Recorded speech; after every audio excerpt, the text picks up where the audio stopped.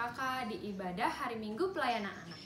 Nah, kakak mau bertanya nih sama adik-adik semua, apa kabar adik-adik hari ini?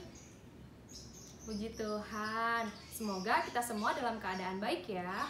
Nah adik-adik, kakak mau mengingatkan kepada adik-adik semua, walaupun kita tidak bisa beribadah bersama-sama di gereja, tapi kita harus tetap menjaga kesehatan dan kebersihan diri. Bagaimana sih kak caranya? Nah adik-adik jangan lupa ya untuk selalu mencuci tangan dengan menggunakan sabun setelah beraktivitas dan juga sebelum makan. Nah jangan lupa juga untuk makan makanan bergizi seperti makan sayur dan juga makan buah. Nah selain itu adik-adik juga harus istirahat dengan cukup dan rajin berolahraga supaya kita semua bisa tetap sehat dan dapat melakukan segala aktivitas kita dengan baik. Oke adik-adik, sekarang kita akan memulai ibadah hari Minggu pelayanan anak. Untuk itu, kakak mau ingatkan adik-adik untuk mempersiapkan Alkitab, Kidung Ceria, dan persembahan. Persembahannya bisa dimasukkan ke dalam amplop ya. Adik-adik, sekarang kita akan memulai ibadah hari Minggu pelayanan anak. Untuk itu, kakak ajak adik-adik untuk berdiri. Kita bersama menyanyi dari Kidung Ceria nomor 1, Sungguh Indah Alam. Ikuti gerakan kakak ya.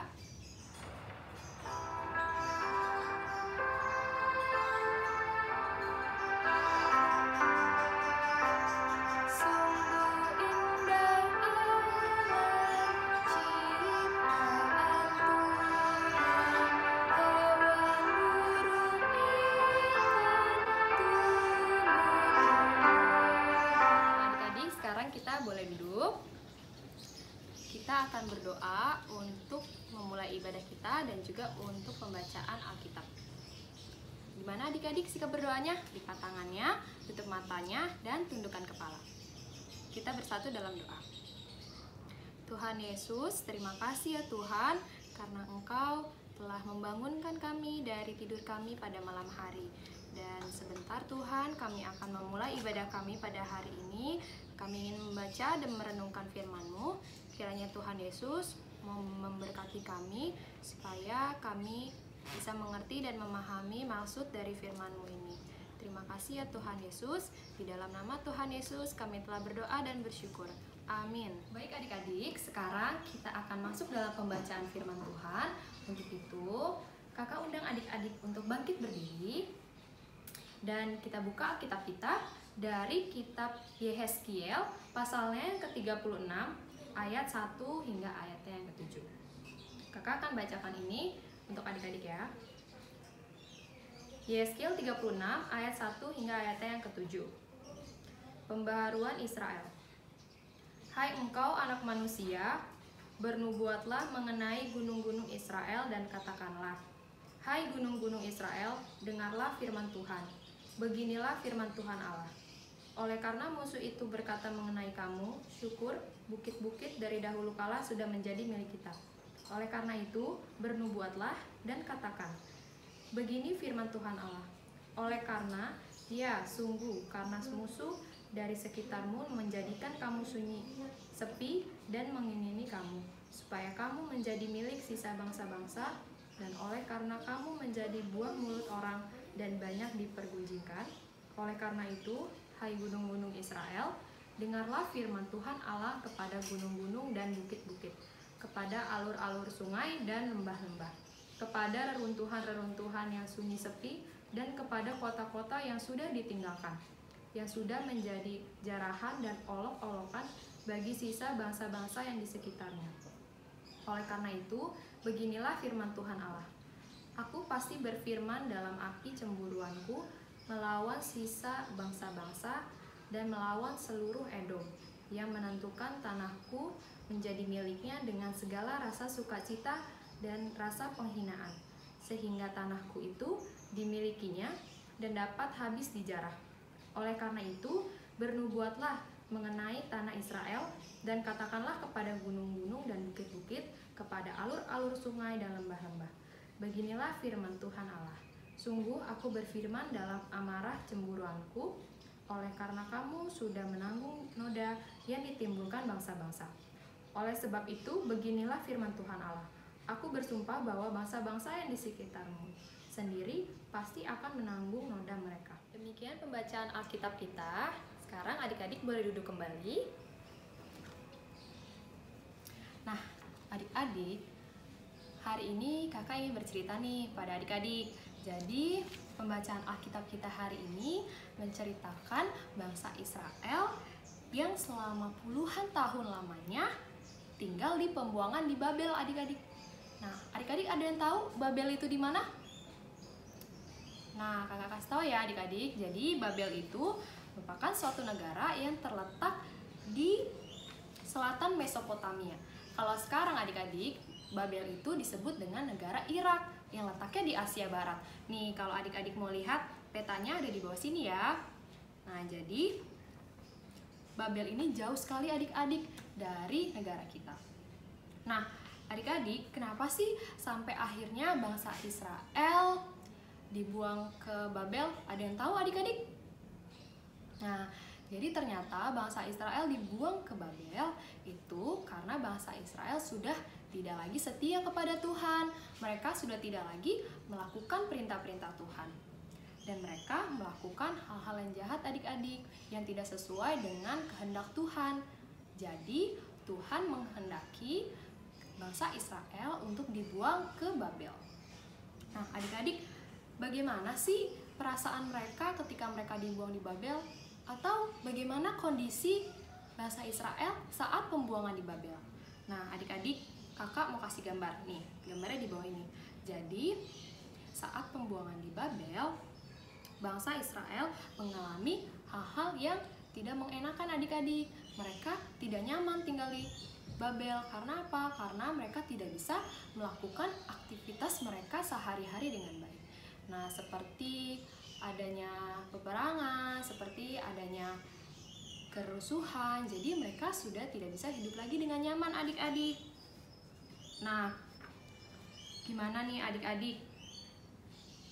Ternyata apa yang dialami oleh bangsa Israel, mereka mengalami masa-masa sulit ya adik-adik setelah mereka tinggal di pembuangan di Babel. Nah, begitupun juga kita, pasti kita sebagai manusia pernah mengalami masa-masa sulit kan? Atau ketika kita berada di kondisi-kondisi yang tidak mengenakan, kondisi-kondisi yang membuat kita tidak nyaman. Pernah kan adik-adik? Sebagai contoh, ketika adik-adik belajar di rumah, ketika tiba-tiba listriknya mati, menjadi mati lampu, nah bagaimana adik-adik? Pasti tidak enak kan belajarnya? Nah, adik-adik, kakak juga punya video yang menceritakan teman-teman kita adik-adik yang terkena banjir. Nah, karena musibah banjir tersebut, mereka tidak bisa belajar dengan baik. Nah, kakak akan kasih lihat videonya ya. Nih videonya, adik-adik simak dan perhatikan baik-baik videonya. Sejumlah siswa yang berangkat ke sekolah pada hari Senin hanya datang untuk bekerja bakti membersihkan 3 ruang kelas yang tertutup lumpur. Sementara 2 ruang kelas lain yang ambruk hingga saat ini dibiarkan. Selain merusak bangunan kelas, banjir juga menghanyutkan sejumlah fasilitas penunjang lain seperti buku dan bangku sekolah, serta ujian praktik untuk siswa kelas 6 ditunda. Para guru berharap sekolah dapat segera diperbaiki agar kegiatan belajar mengajar kembali normal. Nah, adik-adik, setelah kakak kasih lihat video tadi, kakak ingin bertanya nih kepada adik-adik, bagaimana perasaan adik-adik saat melihat video tadi? Wah, pastinya sangat sedih ya adik-adik, ataupun sangat merasa tidak enak dan tidak nyaman pastinya. Karena bisa kita lihat tadi, ketika teman-teman kita berada di kondisi mereka terkena musibah banjir, akhirnya mereka tidak dapat belajar dengan baik. Karena apa tadi adik-adik?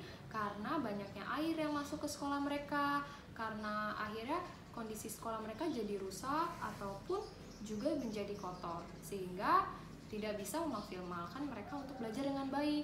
Nah, coba adik-adik bayangkan, kalau adik-adik berada di posisi mereka, bagaimana? Pasti merasa sangat kecewa sekali ya adik-adik. Nah, tapi adik-adik selain masalah banjir, masih banyak adik-adik masalah lainnya yang tertimpa orang-orang di sekitar kita atau teman-teman di sekitar kita. Misalkan bencana tanah longsor, gambarnya ada di sini adik-adik, tanah longsor, ataupun bencana gunung meletus, ini gambarnya, atau juga bencana gempa bumi. Nah, beberapa bencana tadi bisa mengakibatkan kondisi yang tidak mengenakan bagi kita atau kita bisa berada pada masa sulit. Nah, pastinya tidak enak sekali kan adik-adik. Nah, tapi adik-adik, saat bangsa Israel mengalami pembuangan di Babel, Tuhan menyampaikan pesannya melalui Nabi Yehezkiel. Adik-adik tahu Nabi Yehezkiel siapa? Nih, kakak kasih lihat. Jadi, Nabi Yehezkiel ini merupakan nabi yang diutus Tuhan untuk menyampaikan pesan kepada bangsa Israel bahwa bangsa Israel tidak perlu takut ataupun tidak perlu khawatir terhadap masalah yang mereka hadapi selama di pembuangan Babel. Karena apa? Karena Tuhan Allah akan membebaskan mereka dari setiap permasalahan yang mereka alami. Nah, Nabi Yehezkiel juga menyampaikan bahwa Tuhan akan memulihkan bangsa Israel adik-adik yang tadinya mereka dipenuhi oleh masalah, mereka akan bisa hidup dengan tenang dan juga tentram adik-adik. Nah, begitupun juga kepada kita adik-adik. Nabi Yehezkiel ini menyampaikan walaupun kita mungkin sekarang berada pada masalah-masalah ataupun keadaan yang tidak mengenakan ataupun masa sulit dalam hidup kita tidak perlu takut adik-adik karena Tuhan Yesus yang akan membantu kita untuk menyelesaikan setiap permasalahan yang kita alami adik-adik. Jadi adik-adik tidak perlu khawatir, tidak perlu merasa cemas karena Tuhan sanggup untuk menolong kita. Adik-adik yang baik, jadi hal yang bisa kakak simpulkan dari pembacaan Alkitab kita pada hari ini, ada 2 poin yang harus kita ingat ya adik-adik. Yang pertama adalah kita memerlukan Tuhan untuk membantu kita dalam menyelesaikan setiap permasalahan yang kita hadapi adik-adik. Karena kita tahu bahwa Tuhan sanggup menolong kita dalam menghadapi permasalahan tersebut. Dan yang kedua, kita juga harus patut mengucap syukur kepada Tuhan atas setiap kebaikan yang Tuhan telah berikan kepada kita. Seperti adik-adik bisa belajar, adik-adik bisa makan, adik-adik bisa tinggal di rumah tanpa kesusahan seperti orang-orang di luar sana adik-adik. Jadi karena kebaikan Tuhan itulah kita harus tetap bersyukur kepada Tuhan. Oke adik-adik, dari pembacaan Alkitab tersebut kita harus tetap mengandalkan Tuhan dan percaya pada Tuhan ya adik-adik. Amin. Sekian firman yang bisa kakak sampaikan kepada adik-adik. Berbahagialah kita yang melakukan firman tersebut dalam kehidupan kita sehari-hari. Baik adik-adik, sekarang kita akan merespon firman Tuhan yang sudah kita dengarkan tadi dengan bersama-sama menyanyi dari Kidung Ceria nomor 90 yang judulnya Yesus Sayang Padaku. Kita nyanyi bersama-sama dengan gerakan ya.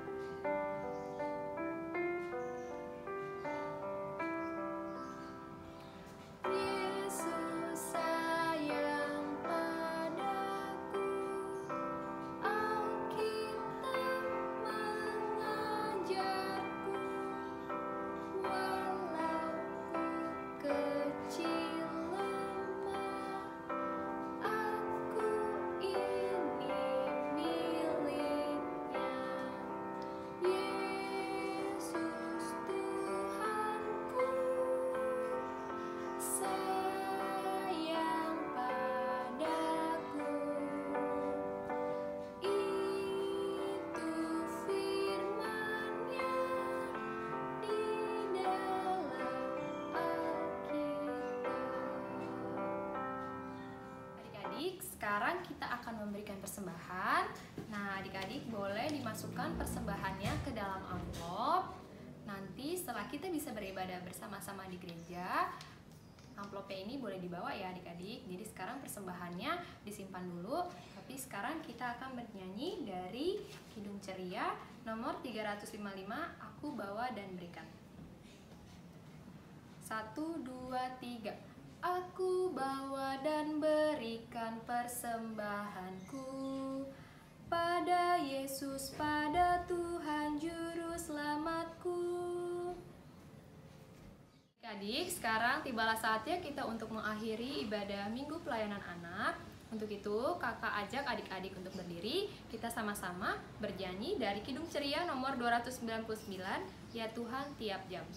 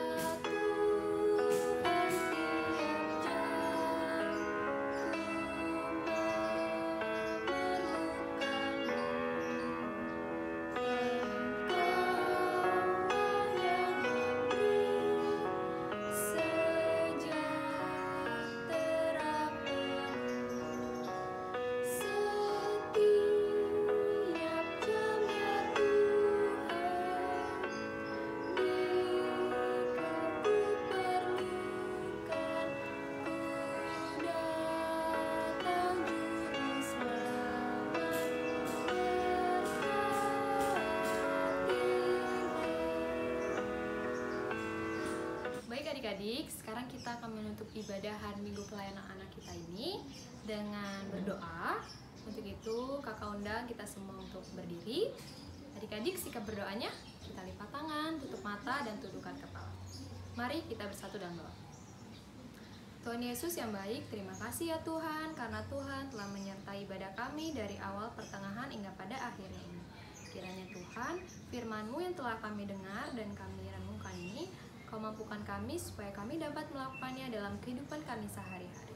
Tuhan Yesus, kami juga berdoa untuk kedua orang tua kami, papa, mama, dan kakak adik kami. Biarlah kami semua bisa dalam keadaan yang sehat dan kami dapat melakukan segala aktivitas kami dengan baik. Juga untuk bangsa dan negara kami Tuhan yang pada saat ini sedang mengalami pandemi. Kiranya Tuhan Yesus mau berkati bangsa kami ini supaya setiap permasalahannya boleh terselesaikan dengan baik. Terima kasih ya Tuhan Yesus, ampunilah segala salah dan dosa yang telah kami lakukan. Hanya di dalam nama Tuhan Yesus kami telah berdoa dan mengucap syukur. Bapa, terima kasih. Bapa, terima kasih. Bapa, terima kasih. Bapa di dalam surga, ku berterima kasih. Amin. Selamat hari Minggu adik-adik. Tuhan Yesus memberkati.